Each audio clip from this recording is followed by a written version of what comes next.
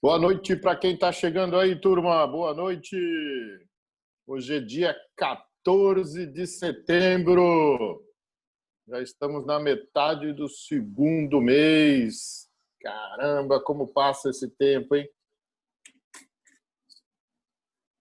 E aí, tem alguém fazendo home office aí ainda? Quem está fazendo home office aí? Eu ainda estou de home office. Ainda, Bruno? Ainda, minha empresa planeja, acho que vai ficar o ano inteiro no home office. Oh, o Giliardi também colocou aqui. Que beleza, hein?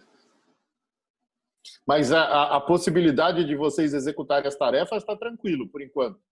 Tá. Eu sou do setor de contabilidade, então dá tudo para fazer em casa, contatar as pessoas, tudo é bem tranquilo. Muito bom. E o seu, Giliardi, também está tranquilo aí fazer em home office? Positivo, professor. Tranquilo. Aquilo Tranquilo, né? que, aquilo que é diária eu pego com o pessoal, né, que está mais na parte operacional, o que eu preciso. Legal, muito bom, muito bom. Vamos lá, temos quase a metade dos alunos ainda, falta metade, 21h05. A primeira aula teve, vocês tiveram a TD1 na primeira aula?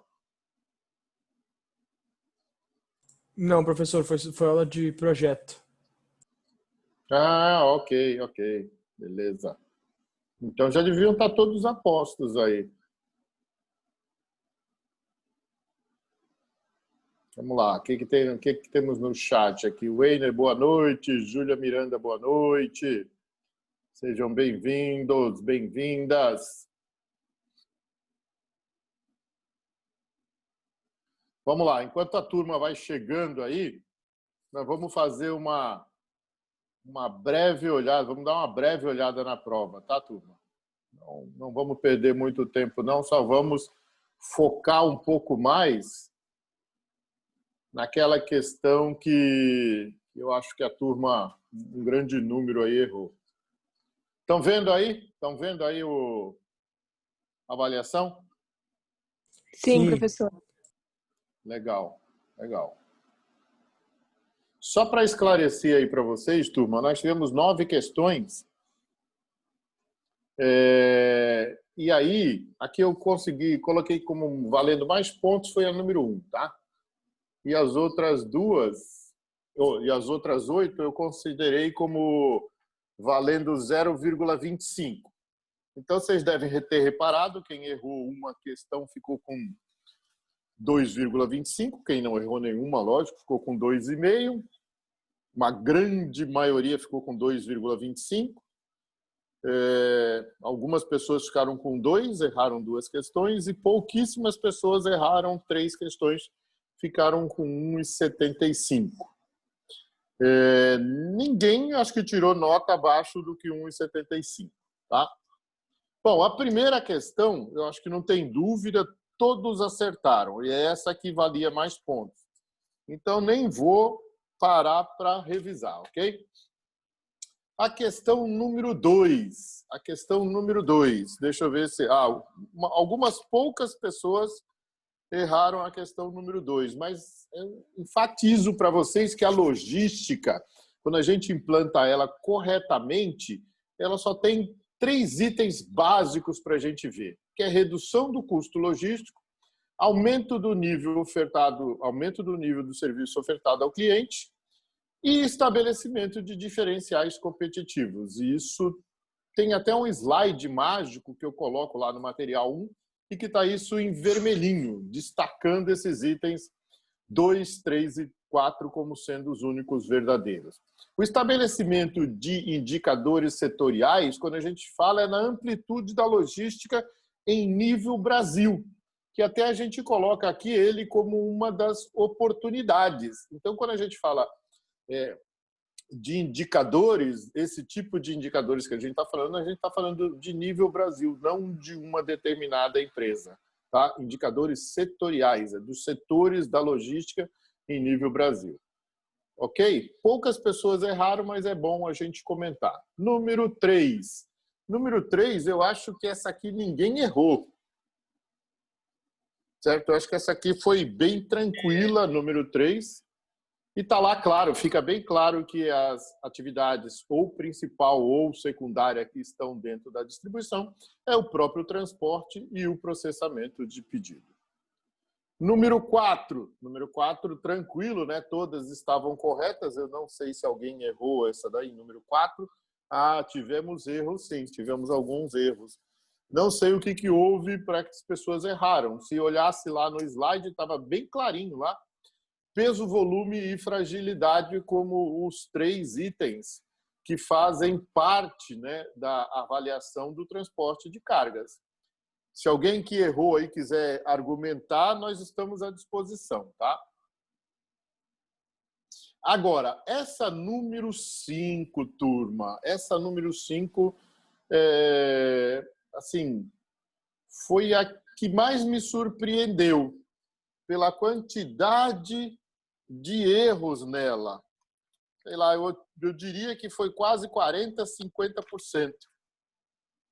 E é uma coisa tão simples, pessoal, né? O que a gente tem que perceber que vocês é que estão nessa área do comércio internacional, da importação e da exportação, tem que lembrar que todo produto que estiver pronto para o transporte, todo produto que estiver armazenado para sair para o transporte, é uma carga, ok? É uma carga. E o que é? Qual é a grande diferença entre uma carga ou outra? As cargas são divididas, né, subdivididas em carga a granel e carga geral. Carga a granel e carga geral. Dentro da subdivisão da carga a granel e carga geral, a gente tem outros itens referente a cada uma delas, mas a coisa mais básica que a gente tem que olhar é que carga a granel é solta e é homogênea. É básico isso aí. Carga solta e homogênea. O que é uma carga solta? Por exemplo, é aquela que eu vou carregar no porão do navio.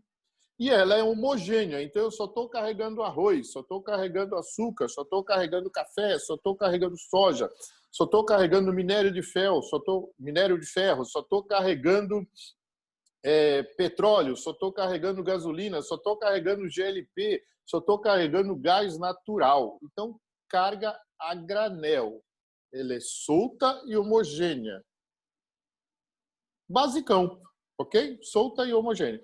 Carga geral é toda a carga, onde a gente lê aqui, né, mercadoria e carga, de uma maneira geral embalada. Então, carga geral, tem que lembrar que ela é embalada. Mas pode vir solta. Algumas poucas cargas gerais, né, são soltas. São aquelas grandes cargas. Então, por exemplo, o helicóptero é um pedaço de uma usina eólica, pedras. Então, aí você coloca essa carga como geral, mas ela não precisa estar num engradado específico, mas ela é heterogênea, porque você pode pôr diversas cargas desse tipo aí num navio, mas ela não é considerada a granel porque ela não é solta e nem homogênea.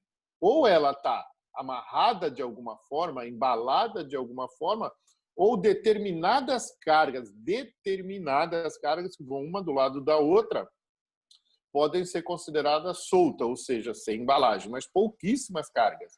No a granel são todas elas. A gente não embala. Ah, professor, mas tem uma empresa que coloca carga a granel dentro de container. Até pode, mas, de novo, é homogênea. Até pode. Você pode transportar soja no container? Pode, mas imagine você transportar soja num container ou soja num porão de navio. A grande diferença qual é? Ok, turma? Não sei se vocês querem argumentar, mas era uma coisa que eu precisava voltar para vocês, que não pode passar essa diferença entre carga a granel e carga geral. Vocês vão estar lidando com isso o tempo todo. O tempo todo no comércio internacional, na importação ou na exportação de carga, vocês vão estar vendo isso. Tá? Essa foi a questão assim que mais me surpreendeu. Às vezes a gente errar uma ou outra, né, pela percepção da coisa, fica assim mais fácil. Mas quando muita gente erra a mesma, aí a gente tem que dar uma enfatizada. Então, voltem lá sempre que necessário para vocês darem uma olhada, sempre que vocês tiverem dúvidas com relação ao trabalho de vocês, vai lá e dá uma olhada na diferença entre carga a granel e carga geral. Praticamente é isso, tá? Carga a granel, solta e homogênea, carga geral, com algum tipo de embalagem e heterogênea. Aí, mas tem as subdivisões. Professor, uma carga perigosa pode ser a granel ou pode ser geral? Lógico que pode. Uma carga perigosa está dentro de uma ou outra. Tudo vai depender de como ela vai estar lá. Por exemplo, se eu estou com GLP é a granel e é perigosa, certo? Se eu estou transportando TNT, ela é geral e é perigosa. Tá? As subdivisões de cada uma delas é que a gente vai poder verificar em qual subcategoria elas estão. Mas praticamente só existem 2 tipos de carga. E as outras subdivisões estão atreladas, ou a granel ou a geral. Deixa eu ver se tem mais alguma questão aqui que eu acho que foi complicada. A sexta está tranquilo, a maior parte acertou. Número 7 também tranquilo, número 8 tranquilo. Aqui praticamente todo mundo acertou. Tá? Alguma dúvida aí, turma?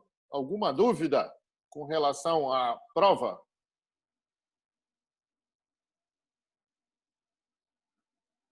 Tranquilo, Gabriela, eu vi aqui, não estou vendo os outros.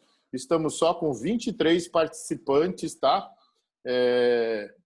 Vou dar um print screen aqui, que 23 é muito pouco para 40. São 17 ausências hoje, hein? Falando em ausência, vocês viram que eu lancei, fui bem moderado na ausência de vocês, tá? Ok? Então, no segundo semestre, ou no segundo mês agora, vamos, né, ficar mais em cima aí com relação às ausências. Então, tranquilo com relação à TD1, beleza? E agora, turma, a gente vai voltar num assunto que a gente não fez o exercício, mas é da avaliação do risco, análise do risco. Então, nós vamos voltar para esse assunto. Eu vou dividir aqui a tela com vocês, tá? Aguardem um pouquinho aí. Vou dividir a tela com vocês. Deixa eu só ver aqui qual tela que eu vou usar aqui para vocês. Material 3.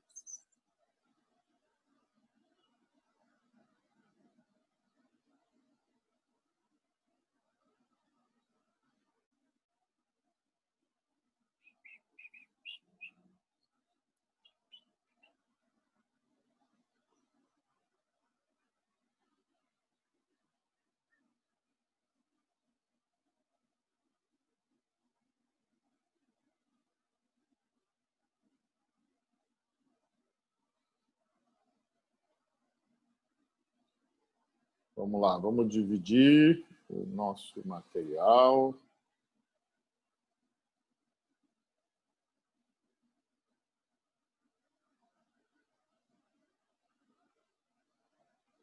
Estão vendo minha tela aí?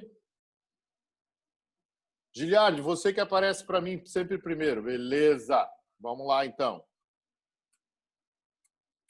A gente falou muito no material 3 sobre conceito de risco, conceito de perigo, exemplos de riscos, e a gente vai dar o foco, certo? Lembra que eu falei para vocês no que é desvio, ato inseguro, incidente, quase acidente e acidente.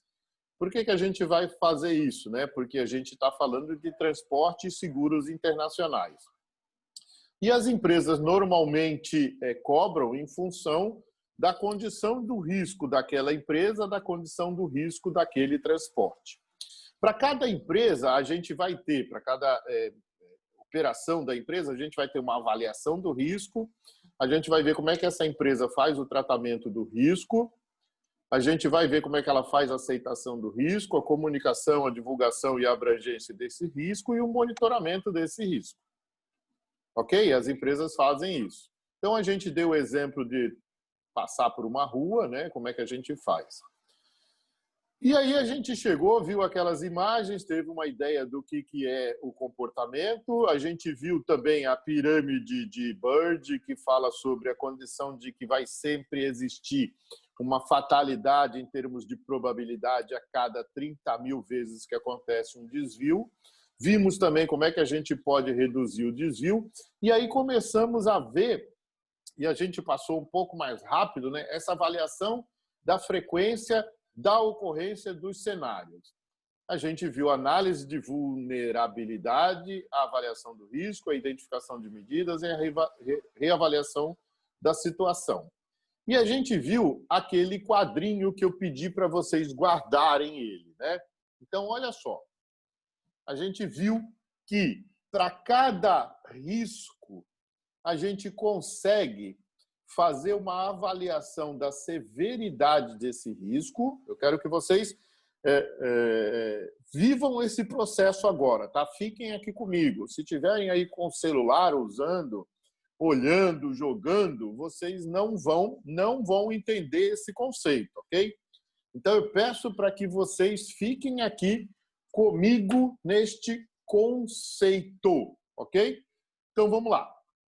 A severidade ou magnitude das perdas. Quando acontece um acidente, o que pode ocorrer em termos de severidade?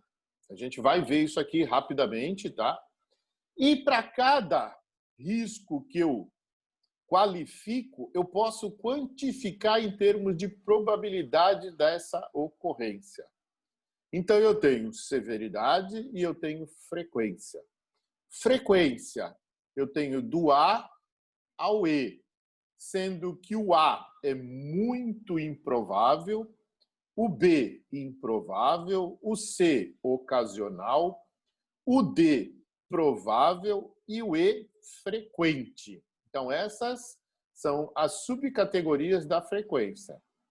Já a severidade, as subcategorias são 1, desprezível, 2, marginal, 3, crítica e 4, catastrófica. Então, quando eu pego a linha da frequência com a coluna da severidade, eu tenho uma célula. E essa célula me indica o grau de risco que eu tenho naquela operação, que eu tenho naquela empresa, ok? Então, por exemplo, a gente já chegou a falar, agora a gente vai detalhar um pouco mais. Para uma frequência A, muito improvável, com uma severidade 1, que é desprezível, o meu critério utilizado para o risco, o grau de risco, também deu esse nome bonito, desprezível. Então, a severidade 1 com a frequência A dá um grau de risco desprezível. Quando esse grau de risco vai aumentando do 1 até o 5, vai elevar consideravelmente o meu custo de seguro. Então, é daqui que as empresas seguradoras fazem a avaliação para cobrar o seguro. O seguro do quê? Do transporte e o seguro da carga. Ok, turma? Ah, mas professor, leva em consideração, lógico, a carga, se eu estou movimentando, se ela é, por exemplo, perigosa ou insalubre. Lógico que leva em consideração. Mas quando você faz antes disso, você faz o grau de risco dela, porque por mais que ela seja às vezes perigosa, mas se você tem uma frequência muito improvável e uma severidade até um pouquinho maior, do tipo 2 ou 3, você ainda pode cair num grau de risco menor ou moderado. E aí o pagamento do seguro não é tão caro. Ele vai ficando cada vez mais caro quando eu tenho um grau de risco acelerado para ir para o crítico. É isso que vocês têm que entender. Então, a gente tem que conhecer bem a carga. O que é a carga? O que é a empresa e o processo de operação da empresa. E aí a gente vai ter uma ideia de como como serão esses seguros internacionais, ok? Então agora a gente vai dar uma lida, relembrada. Quais são esses critérios de frequência e severidade, tá? Ok? Então vamos lá aqui no critério de frequência. Vamos lá. Muito improvável, muito improvável. Vamos relembrar, tá?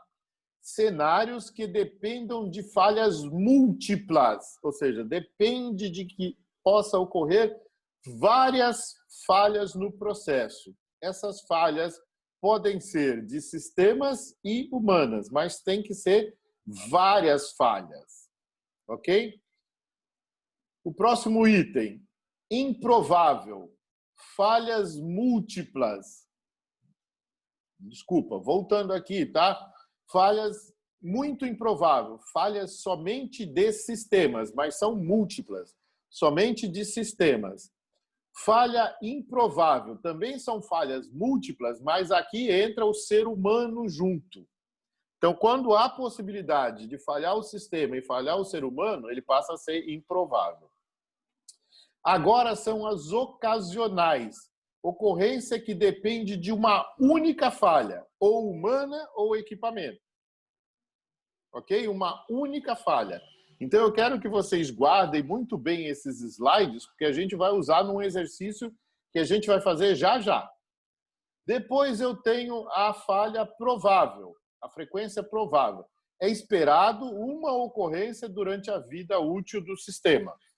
Agora, não é uma falha que ele está prevendo ocasional, ele está dizendo que vai ocorrer uma. E a frequente, pelo menos, já teve uma ocorrência. E é esperado ocorrer várias vezes durante a vida útil da instalação. Então, guardem essa definição. Da severidade, vamos ver a severidade. Desprezível. Incidentes operacionais que podem causar indisposição ou mal-estar à pessoa e a danos significantes ao meio ambiente ou equipamento. Pode, não quer dizer que vai causar. Pode causar.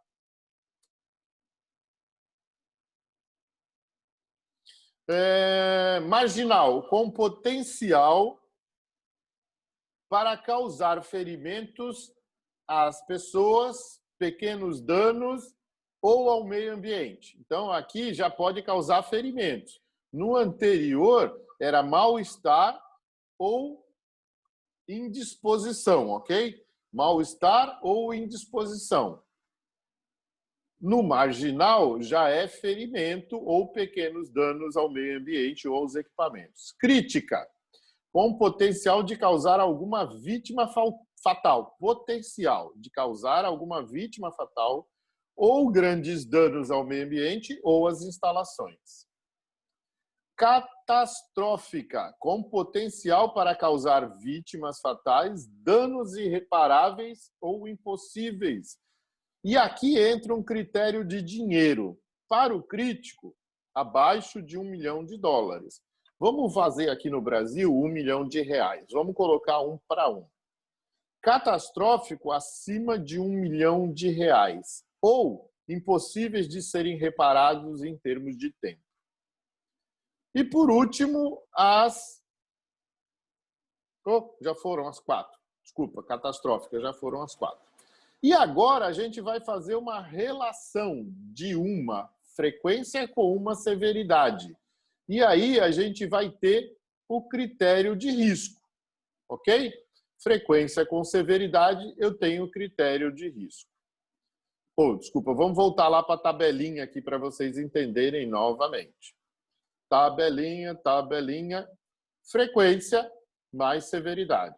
Linha da frequência, coluna da severidade. Então, qual é a pior delas? Então, é o frequente, ou seja, já ocorreu uma vez e vai ocorrer outras vezes. Então, a frequência é o E, mas a severidade catastrófica, ou seja, vai gerar algum óbito ou vai gerar algum dano irreversível acima de $1 milhão. Então, é 5. Então, aí as seguradoras, elas entram nessa avaliação da frequência mais a severidade, e aí vão cobrar o seu seguro. Qual é o exercício que a gente vai fazer, então, turma? Tá? Que a gente não pode deixar de fazer um exercício relacionado a esse conteúdo. Então, vocês vão se subdividir nos seus determinados grupos, ok? Vão se subdividir nos seus determinados grupos e vão, através de uma planilha, que, se eu não me engano, é o último slide desse material, que a gente já falou antes da TD1. Último slide desse material. Então, vocês vão pegar, olha, é simples, tá? Em termos de construção, ok? Em termos de construção é simples. Nós temos aqui uma coluna chamada riscos. Mas, professor, o que é o risco? É efetivamente o problema, ok? A gente já vai voltar lá para o exercício. Eu só quero te mostrar aqui para vocês a tabelinha. Da mesma forma que os outros exercícios, assim que a gente terminar, vocês vão ter 20 minutos para fazer o exercício, os grupos de vocês. A gente vai voltar às 22 horas e cada grupo vai responder rapidamente os riscos que identificaram. Calma, eu já vou falar em base no que a gente vai fazer, tá? Por exemplo, vamos supor que o risco é a queda do container do caminhão que está em trânsito, ok? O caminhão está transitando com o container, ok? Isso é o risco, a queda desse caminhão, beleza? Queda do do container do caminhão, esse é o risco.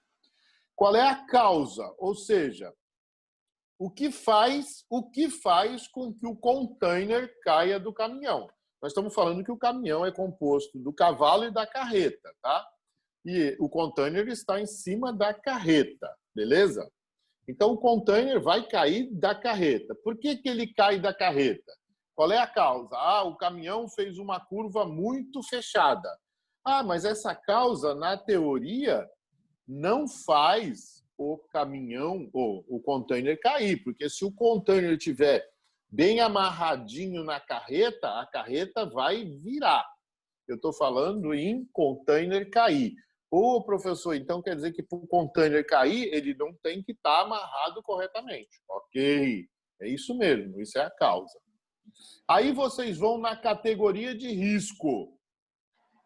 Pela severidade, quando um container cai, qual é a severidade? 1, 2, 3 ou 4? Aí vocês vão colocar aqui para mim.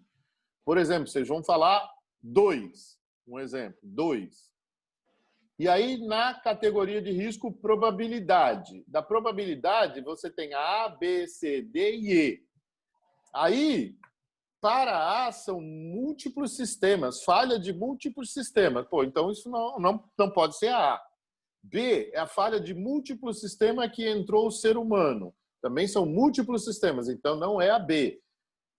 C pode ser a falha do sistema ou de um ser humano. Ok, opa, aí já pode ser. C. D, caramba, é previsto que isso ocorra. E E, já ocorreu uma vez e é previsto que ocorra de novo. Então, vocês vão colocar aqui a severidade 2 para a probabilidade ou frequência C, D ou E. Para a probabilidade 2 ou a frequência C, D ou E, vai dar uma classificação de risco. Por enquanto, turma, o que eu quero de vocês é só isso.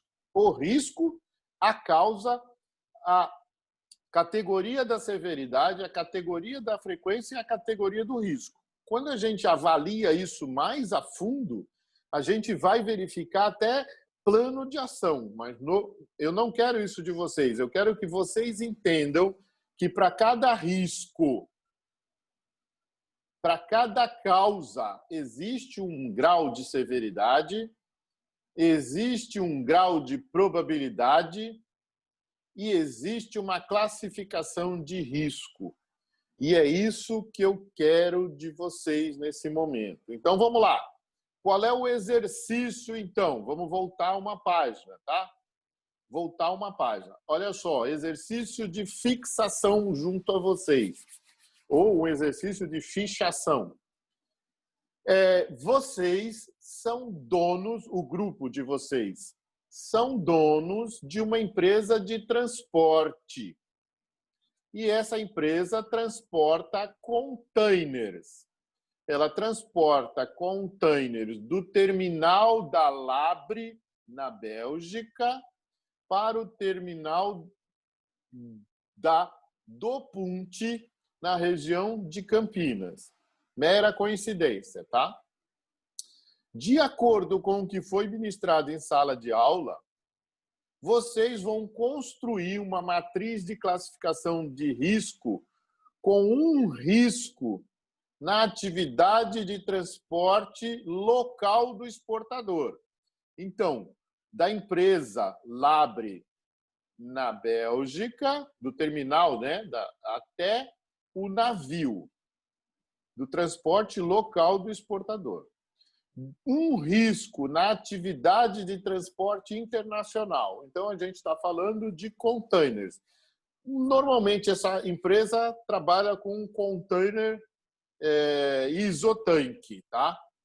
Então, ela vai em navio. Então, vocês vão colocar um risco na atividade de transporte internacional. E depois vocês vão colocar um risco na atividade de transporte local. Professor, posso falar que o porto que vai receber aqui no Brasil é o Porto de Santos? Pode. Então, essa carga sai da empresa na Bélgica e vai até o Porto da Bélgica. Escolham um risco. Ela vai embarcar num navio no Porto da Bélgica e vai desembarcar no Porto de Santos. Escolham um risco nesse transporte. E ela vai embarcar num caminhão aqui no Porto de Santos e vai até Campinas. Escolham um risco na atividade de transporte local. Para cada risco, você vai identificar a causa imediata, ou seja, aquele risco que você escolheu, você vai colocar uma causa. Lembrando que, se o container vai cair da carreta, a causa é uma. Se ele vai tombar a carreta, a causa é outra. Mas vocês é que escolhem o risco. Para cada risco, uma única causa. E para cada causa, vocês vão colocar a severidade, a frequência e classificar o risco. Ok? Então, o que eu quero que vocês façam, olha só, tem aquele exemplo desse navio aqui, tá? Do login, do material. Então, para cada risco e para cada causa, vocês vão vir na nossa tabelinha. Acho que eu já passei, tabelinha. Deixa eu já... Não, ainda não. Na nossa tabelinha linda e maravilhosa, tá? Que está no slide. Deixa eu ver aqui no slide. Vamos voltar no slide. A nossa tabelinha está no slide 32, ok? No slide 32. Então, para cada risco que você colocar no transporte local, no transporte internacional, no transporte local do importador, você vai colocar uma frequência, uma severidade, e cada frequência com cada severidade vai dar 1 grau de risco. Olha que eu estou pedindo uma coisa simples, montar na tabela. Mas, futuramente, a gente vai começar a avaliar a possibilidade de ter um plano de ação. Mas hoje, não. Eu só quero de vocês isso. Oi, Vitória. Deixa eu tirar uma dúvida, porque eu fiquei confusa. A gente vai pegar uma daquelas opções e fazer o que na tabela?